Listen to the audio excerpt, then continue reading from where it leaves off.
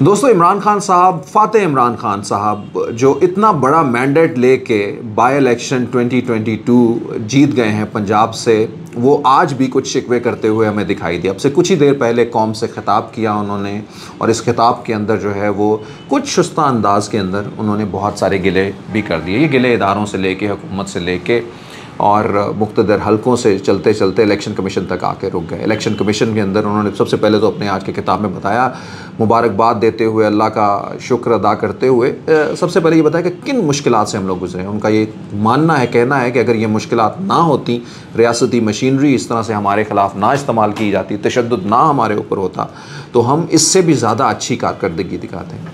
वो उन्होंने ये कहा कि ये अवाम का वो इनकलाब है कि जिसने मजबूर कर दिया रियासत की बड़ी से बड़ी ताकतों को भी, हुकूमत को भी, कि वो इसको बदल नहीं सके, और अगर ये थोड़ा सा भी कुछ कम होता रेजिस्टेंस उसके ऊपर, तो इससे भी बेहतर रिज़ल्ट आते। उनका ये मानना था कि ऑन ग्राउंड की सिचुएशन जो है वो कुछ आजकल इस तरह की है।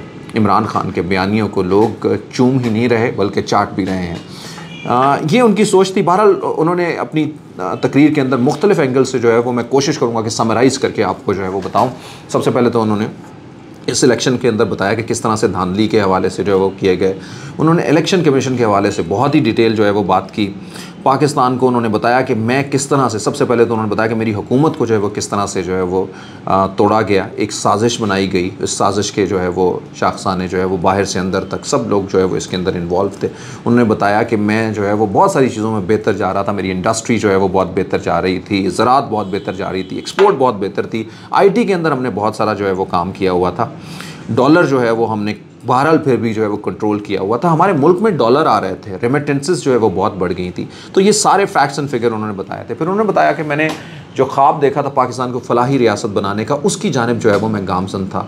3.5 सालों में मैंने जो अपने प्रोजेक्ट शुरू किए, जिसमें सेहत कार्ड का प्रोजेक्ट, जिसमें एहसास प्रोग्राम, जिसको दुनिया भर से जो है वो बड़ी बड़ी यूनिवर्सिटीज़ ने भी इंडोर्स किया और दुनिया के बहुत बड़े बड़े इदारों ने भी जो है वो इसको इंडोर्स किया, और ये कहा कि ये पाकिस्तान के अंदर या कम अज़ कम एशिया के अंदर जो है वो एक बड़ा रफ़ाई प्रोग्राम है, फलाही प्रोग्राम है। कामयाब नौजवान, अपने घर के बारे में बताया कि लोग जो अपना घर नहीं बना पाते जो है वो उनके हवाले से। तो उन्होंने बोला कि ये सब कुछ हम लोग कर रहे थे और हमारे ख़िलाफ़ एक साजिश घड़ी गई। साजिश घड़ने वालों ने में वो नासिर थे, यानी मुस्लिम लीग नून और PDM को बारे में ज़रदारी हवाले से और कैंप के बारे में बता रहे थे। इन्होंने अपने केसेस और इनके पीछे जो है वो छुपी हुई बहुत सारी चीज़ों और कुछ और मुक़्तदर लोगों ने दुनिया को खुश करने के लिए इमरान खान की हुकूमत को गिरा दिया। उन्होंने बताया कि मैं उन लोगों के पास जो इस सारी चीज़ों को रोक सकते थे, मैं और शौकत तरीन हम लोग गए और हमने उनको बताया कि अगर हमारा जो माशी स्पेस जो हमने क्रिएट करने की कोशिश की है, अगर ये सब कुछ हुआ, हमारी हुकूमत गिर गई,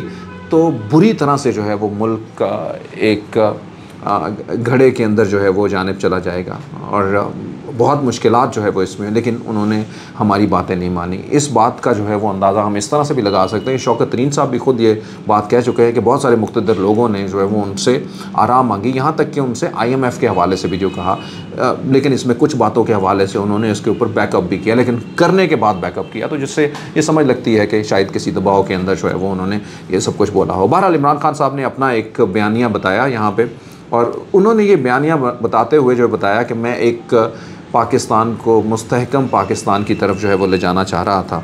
और उन्होंने ये भी बताया कि फिर ये जो लोग जो यहाँ की सियासी साजिशी थे, जिनमें से नून लीग या फिर जो है वो जरदारी साहब और इनके साथ मौलाना साहब जो है वो जुड़े हुए थे, इन्होंने अपने मुफादात, उन्होंने बताया कि किस तरह से नैब के हवाले से, उन्होंने बताया कि 60% कैबिनेट जो है वो जब बनी नई हुकूमत की तो वो बेल के ऊपर थी, यानी उनकी जो है वो ज़मानतों के ऊपर थी।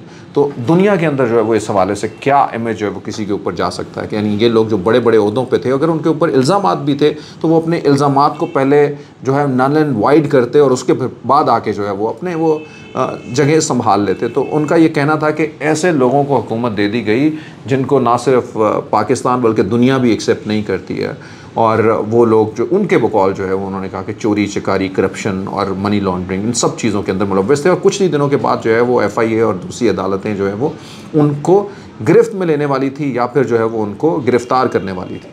तो ये उनके ऊपर फ़ैसले आने वाले थे, और अपने आप को इन सब चीज़ों से बचाने के लिए इन्होंने इस खेल के अंदर जो है वो अपना भरपूर किरदार अदा किया।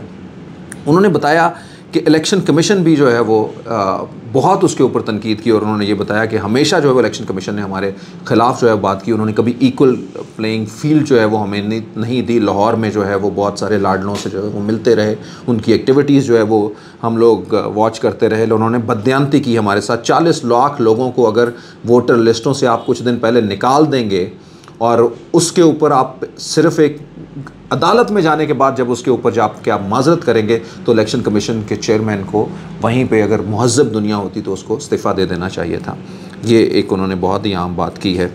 और इसके अलावा और भी बहुत उन्होंने कहा कि सुप्रीम कोर्ट के अंदर हम लोग जो है वो लेके गए बहुत सारे मामलात को, अब भी जो है वो लेके जाएंगे। उन्होंने इलेक्शन कमीशन के चेयरमैन को कहा कि वो कभी भी हमें एक्सेप्टेबल नहीं है, वो पीटीआई के जो है वो दुश्मन है या कभी भी उनको जो है वो बेहतर स्पेस नहीं देते। यानी वो एक जज की हैसियत उनकी होती है और उसके लिए सब लोग बराबर हों, लेकिन chairman ECP election commission of Pakistan जो है वो ख़ुद एक टीम बने हुए हैं और वो नून लीग की जो है वो बी टीम है। उन्होंने कहा कि जब एक क्रिकेट के अंदर भी या किसी जज के ऊपर भी जब दोनों पार्टियां आती हैं, कोई अपनी बात सुनाते हैं और उनमें से किसी एक पार्टी को जो है वो जज के ऊपर शक व शुबहात हों या वो उसको बेहतर ना समझ रहे हों तो वो जज जो है वो बदल दिया जाता है। लेकिन ये कैसा ईसीपी है जिसके ऊपर पाकिस्तान की सबसे बड़ी सियासी पार्टी उनके ऊपर एतमाद नहीं करती और वो बदल नहीं रहा।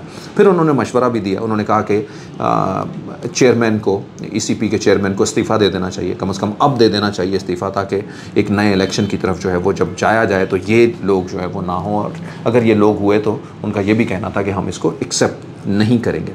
इसके अलावा उन्होंने ये बताया कि आज की हालात ये है कि पाकिस्तान जो है वो बड़े बड़े सर्वेज़ के मुताबिक जो है वो चौथा ऐसे मुल्क के अंदर आ चुका है इस 3 महीनों के अंदर जो डिफ़ॉल्ट होने के करीब है। यानी श्रीलंका जिसमें पहले नंबर पे है, वहाँ पे पाकिस्तान जो है वो चौथे नंबर पे है। और ये सब कुछ जो है वो इस वजह से हुआ है कि जब एक मुल्क के अंदर सियासी अदम इस्तेहकाम जानबूझ के जो है वो क्रिएट कर दिया गया और इसके जितने भी प्लेयर्स हैं वो सारे के सारे इसमें कसूरवार हैं। बहुत खुल के जो है वो उन्होंने नाम तो नहीं लिए, लेकिन दबे लफ्ज़ों में उन्होंने इस्टेब्लिशमेंट के ऊपर भी जो है वो सवालिया निशान जो है खड़े किए। और उन्होंने बहरहाल ये कहा कि जब ये सारी चीज़ें जो है वो इसी तरह से, उन्होंने बताया कि 9 अप्रैल को जब मैं डायरी उठा के जा रहा था, पीएम हाउस छोड़ रहा था, उस वक्त जो है वो इन लोगों का ये ख्याल था कि मुल्क में मिठाइयाँ बटेंगी और लोग जो है वो नाचेंगे गाएंगे कि इमरान खान से जान छूट गई। लेकिन ऐसा नहीं हुआ। लोगों के ख्वाब टूट गए। लोगों ने अपनी लोग जो है वो बेहतरी की जानिब मेरे हक़ में जो है वो मुल्क भर में निकल आए। उन्होंने बोला कि ये ही वो इनकलाब था, इनकलाब जो है वो जिसमें लोग जो है वो अपनी आरा का इजहार करते हैं। 2-3 उन्होंने और बहुत से बड़ी बातें उन्होंने कही। उन्होंने कहा 25 मई को जिस तरीके से, मैं दिन को कभी नहीं भूला, लॉन्ग मार्च के अंदर उन्होंने बोला कि जिस तरह से मेरे लॉन्ग मार्च के अंदर जो पाकिस्तान भर से बहुत सारे लोग आना चाह रहे थे और जिस तरह से उनके ऊपर तशद्दुद किया, बेईमाना तशद्दुद किया गया और रियासत की जो पुलिस है वो नून लीग की आलाकार बनी हुई थी, हुकूमत की आलाकार बनी हुई थी और उसको कोई रोकने वाला नहीं था। ताकतवर लोग भी उसको रोक नहीं रहे थे बल्कि वो सपोर्ट कर रहे थे उस वाले। तो इन सारी चीज़ों के ऊपर जो है वो उन्होंने अपना कमेंट जो है वो दिए। उनको मैंने बोला कि मैं किसी को भूला नहीं हूँ। ये भी उन्होंने कहा कि इस इलेक्शन में भी जो है वो कुछ ऐसे लोग ज़रूर थे जिन्होंने जो है वो गैर कानूनी काम करने से जो है वो मना किया या नहीं आए, उनको मैं सलाम पेश करता हूँ। लेकिन बहरहाल ज़्यादातर लोग जो हैं वो रियासत की मशीनरी के आलाकार बने हुए थे और हुकूमत का साथ इसी तरह से देखे। उन्होंने बताया कि ये जो बम है, जो सोशल मीडिया का जो बॉटल से बाहर आ गया है और ये जो है वो अब इसके अंदर नहीं जाएगा, ये जो है वो एक तरफ तो पाकिस्तान की तकदीर बदलेगा, दूसरी तरफ जो है वो इजहार राय के अंदर जो कुछ गलत हो रहा होगा उसको ये इतनी आसानी से गलत नहीं होने देगा। अवाम ने, उन्होंने बताया कि शऊर का दरवाज़ा अवाम का खुल चुका है जो कि कभी बंद नहीं होगा।